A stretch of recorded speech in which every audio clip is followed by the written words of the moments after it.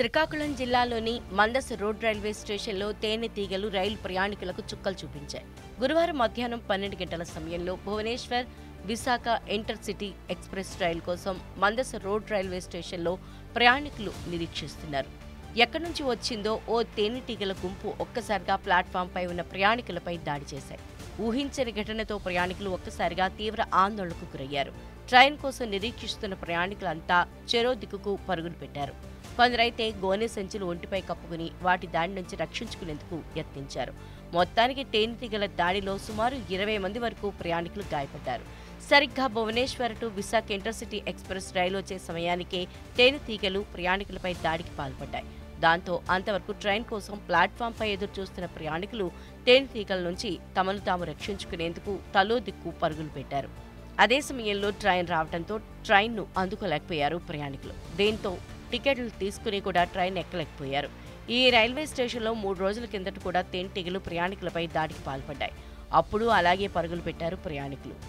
అప్పుడు 10 మంది వరకు ప్రయాణికులు గాయపడ్డారు. 3 రోజుల వ్యవధిలో రెండవసారి తేనెటీగలు దాడి చేయడంతో స్థానికులు ప్రయాణికులు తీవ్ర ఆందోళన చెందుతున్నారు.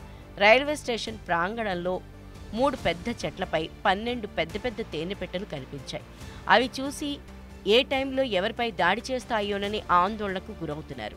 చెట్లపై తిష్టవేసిన తేనె తీగలను రైల్వే అధికారులు తొలగించాలని కోరుతున్నారు. స్టేషన్కి దగ్గరలో మేము ఉంటున్నాము. 2 రోజుల నుండి తేనె పట్లు ఉండడం వల్ల తేనెటీగలు కదిలిపోయి మా అందరిపై దాడి చేస్తున్నాయి. చాలా ఇబ్బందికరంగా ఉన్నది. మరి మీరు ఇదేదో స్పందించేసి దీన్ని నిర్మూలన చేయాలని కోరుతున్నాం. ఎవరో ఒకరు పొగ పెట్టడం లేదనుకుంటే ఎవరో ఒక చిన్నది రాయి ఇవ్వడం ఏమో చేస్తున్నారు. ఆ రాయిలు ఈ పొగలు అనేది ఆకతాయి పిల్లలు చేస్తున్నారు వాళ్ళు. అట్ ద సేమ్ టైం ఏంటంటే ట్రైన్కి వచ్చే పోయే వాళ్ళు పాసెంజర్స్ కానీ ఇంటర్సిటీ పాసెంజర్స్ తెల్లవారి మామూలుగా డిఎంఈ పాసెంజర్స్ అట్లాంటి వాళ్ళందరూ చాలా ఇబ్బంది పడుతూ ఉన్నారు. స్థానికంగా అక్కడే రైల్వే స్టేషన్ ప్రయాణికులకే కాకుండా బస్సులో ప్రయాణించే వాళ్ళు, రోడ్డు మీద ప్రయాణించే వాళ్ళు, అటు ఇటు వచ్చిన వాళ్ళందరికీ కూడాను కొంచెం బాగా ఇబ్బందిగా ఉందండి.